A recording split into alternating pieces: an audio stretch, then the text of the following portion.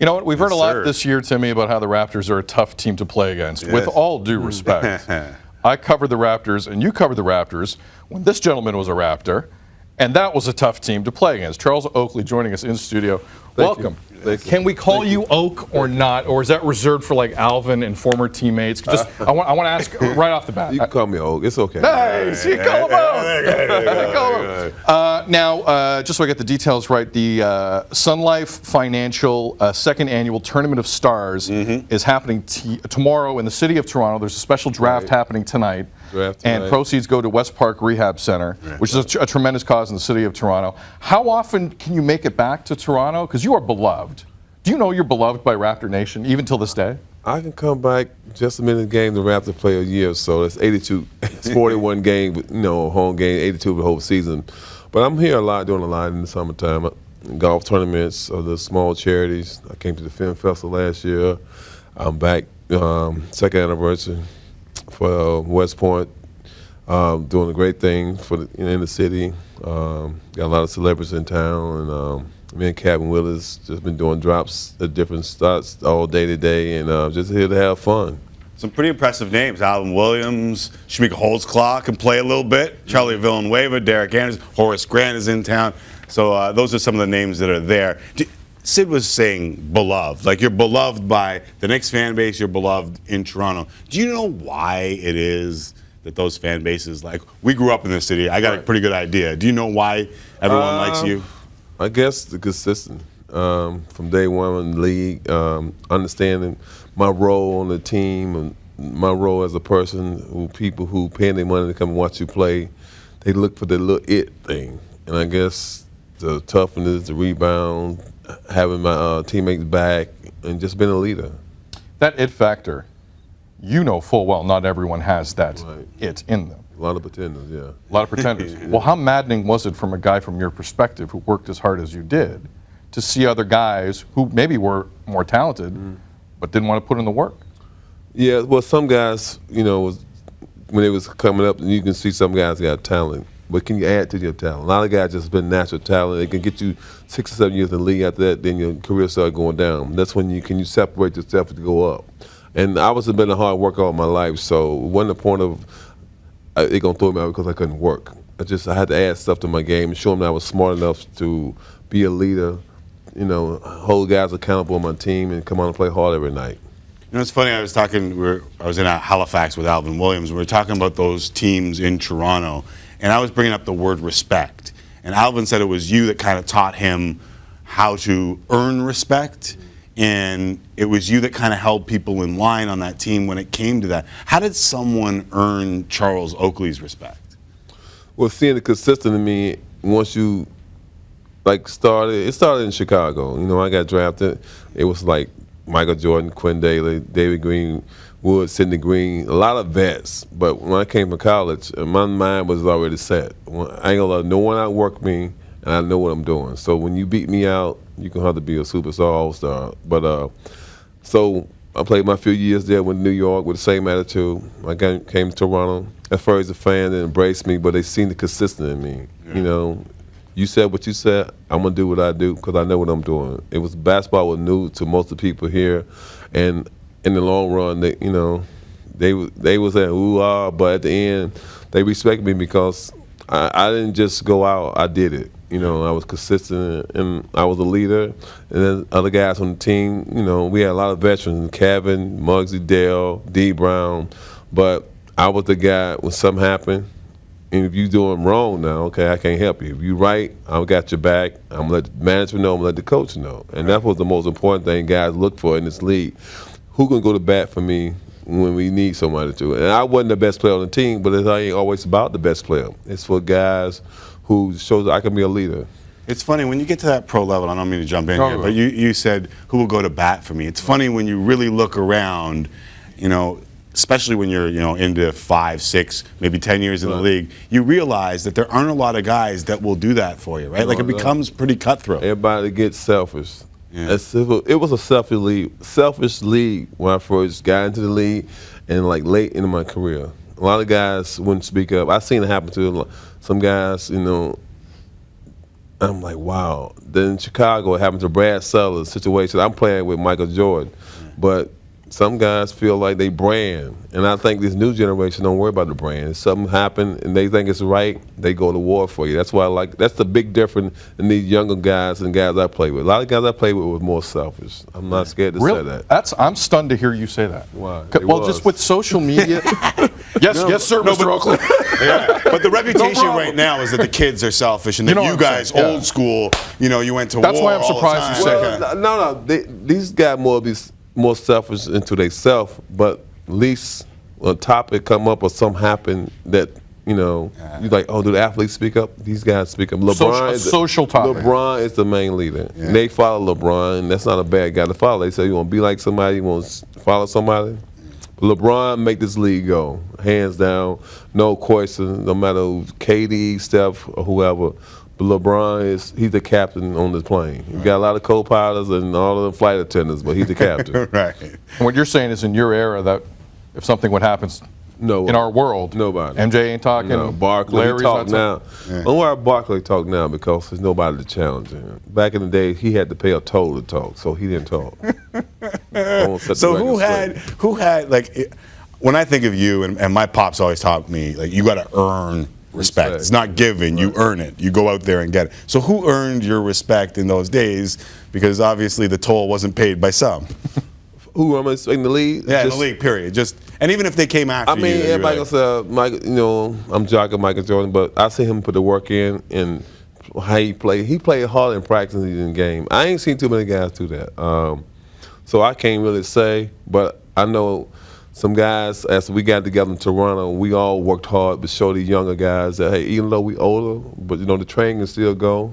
We just need y'all to be able to help drive the train, and that's what we brought to Toronto. And with the veterans we had, we made the playoff 2 out of 3 years, but we got better. See, when we was here, we got better every year. The first year was a shortened season. The next 2 years out there, we got better and better. And being real, whenever you're going up, you don't make a lot of changes. Management made changes in the wrong way. They traded guys who was part of, who set the role, set to making the team better, than mind being a role player. So they tried to, flex their collar, and then we got stuck in quicksand for a couple of years and went down, and now they're back on top, but they're having a great season. Yeah. But you're saying if you would have just kept the group fairly much intact. You always give them another chance to fight the battle. We lost in Philly in 7 games. So basically, you add another piece. You don't go taking away a main piece of the cornerstone that helped you get to where you was at the following year.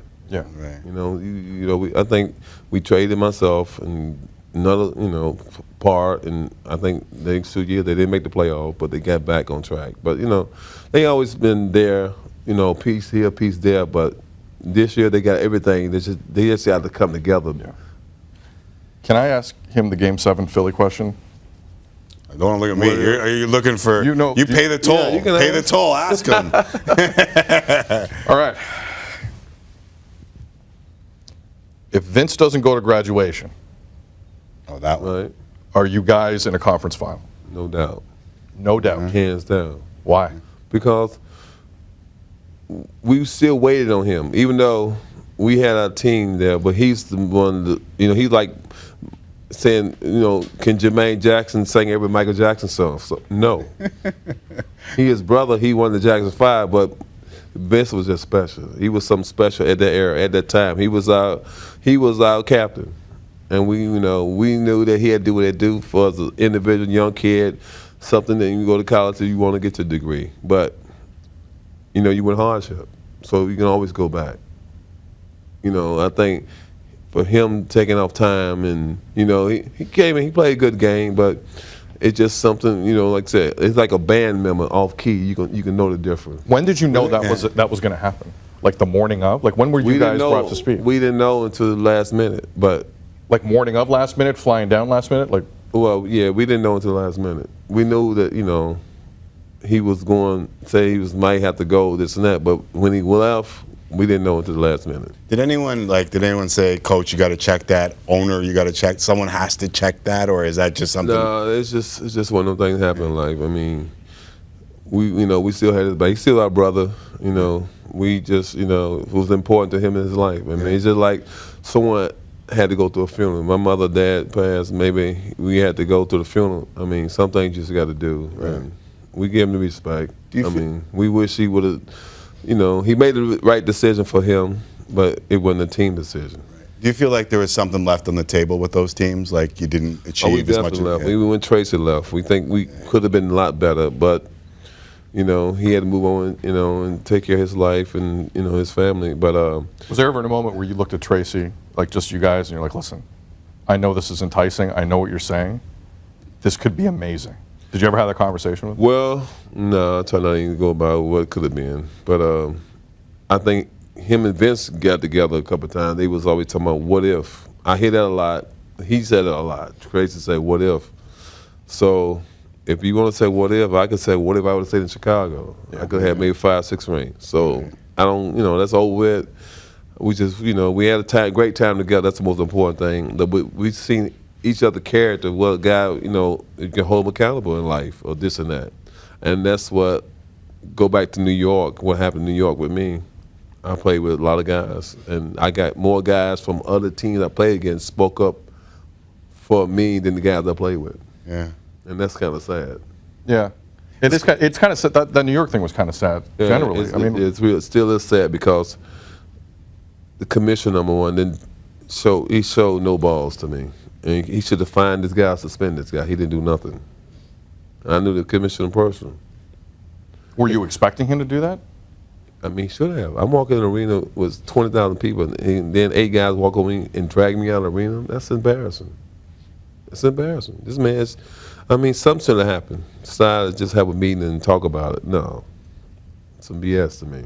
Did it feel good though that some of the dudes, like you said? I feel great about the younger guys who played. You know, you got Reggie Miller, Brad Dolan, you got a few other, you got rapper Snoop Dogg, Ice. I mean, you got people speaking up, but not the guys you went to war with. Right. That's kind of bad. There was a. I would feel that way too. No, I was just. You're right. No, it's a I great would feel that way great too. point, You would want the guys that you went to war with to step up for everybody you. keep telling me to take the high road. I mean, I can't get no high, you know. I just flew to Toronto, so I guess it's going to be the flight to Europe. Right. But I mean, I'm just looking at that Knick fan base here for a second. Oh, the fans. Oh, yeah. Like, but I know a lot of them are like, the fans, James Dolan. We're going to back anyone who's against James Dolan. I was in, but just in West Palm. Me and Jason Williams, you know. Sorry about his mother just passed 2 days ago. We did a basketball camp, and we went to this golf course because we finna do a golf out in May, and we went to check out the kitchen and stuff because I'm doing all the kitchen for like 200 people. I'm gonna do all the cooking. Right. So we went to check out the kitchen, and some guys were coming up as we were leaving, like, man, we just want to say we sorry for the fans in New York and this and that, but the fans been behind me since day one, since that happened, and it's just bad, you know. Do you envision a day you can go? Go where? Just fishing. Well, you can go fishing anytime you want. But like, can you like? I see you going back into MSG one day. I'm still banned. But one day you won't be banned, and you're going to get the biggest standing ovation you've ever gotten in your career. I don't want to do it for. You don't think it's going to happen? I'm not that cheap. Standing ovation. I mean, it shouldn't have came to that. And then we been to court, still in court, and then they still put another ban. This is a second ban for nothing. Right. I mean, really? I'm gonna start me a ban in a minute. You know, you represent a lot of Knicks fans when you're saying what you're saying, though, right? No, I mean, I'm speaking the truth, and I hope that, you know, you believe me after all my.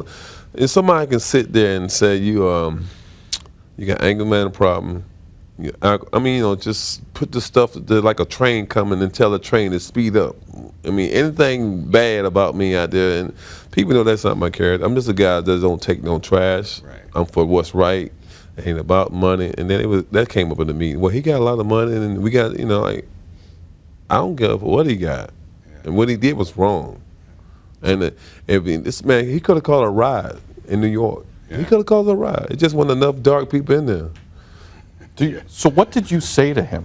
That's the one part of the story. Then said nothing to him. You said nothing to James Dolan. To him. Anything to anyone around him. He tried. Nothing. I was only in there for 4 minutes. I got in there. It's the truth that you spoke in the past that he was afraid of, right? In the past, I spoke to him in the All-Star in New Orleans. He wouldn't shake my hand. I put my hand out like this. He wouldn't even turn around and shake my hand. So I was at a game with Larry Jones. I told Larry, let's tell him I want to meet him. Larry said he told Larry, I don't have nothing to do with that man. Wish we had more time. Yeah, for we this just don't. conversation. It's It's a documentary for real. Yeah, I know. that's the truth. the Oak Truth. We can Yeah. call it. I Yeah. could produce it. Oh, yeah. We can go to next year's film festival. Well, I might get debut it. Yeah, well, let's get it started. There you go. You know what? But again, I know you kind of I brushed know, it yeah. aside. You are beloved in New York. I appreciate They it. love you. They- Raptor fans of that era. they love me. Maybe Yeah. some of the younger fans who don't know what this man is about. They know. love you too. No, more kids come up to me like they see me play. I can't believe when I be traveling and do it. It's like 8 to 80. Not people think it would be more 30 to 60. They're that young. No, they're young. That's great. That's great. I mean, it's like somebody trying to plant something on me and I didn't do it. So I can fight myself. That's different now. Can I be honest with you though? It looked badass. Like 8 guys had to come and take care of you because you're Charles Oakley. Like honestly, like do you not when you had a quiet moment? Did you look at that tape and said, "I am that bad"? They got the human being"? memo because that happened. That happened to me the year before in New York, same place. It was 6 guys. There's always they came with me and said, "You can't walk around the garden." It's just like why? Sorry, this is a regular thing at Madison Square Garden. It's like bullying me for no reason. Wrong guy. Hey, James Dolan, stop bullying Charles Oakley. Wrong guy. All right, stop The it. man that we're allowed to call Oak now. We don't have a lot of time. Actually, we have 0 time left. I'm sorry. We really appreciate seeing you. I got sidetracked, but No, that's that I'd real be disappointed if we We're didn't. allowed to. We're allowed to on this show. Appreciate you coming by. stuff. Go ahead. Oh, please, no. So you say what you want to say. No, I was a Howard Stern might have trouble now. No, you know what? After Next in the time. break, he'll tell us. This last story's just for us. You've heard all the rest. That's Charles Oakley. Nah, it's real though.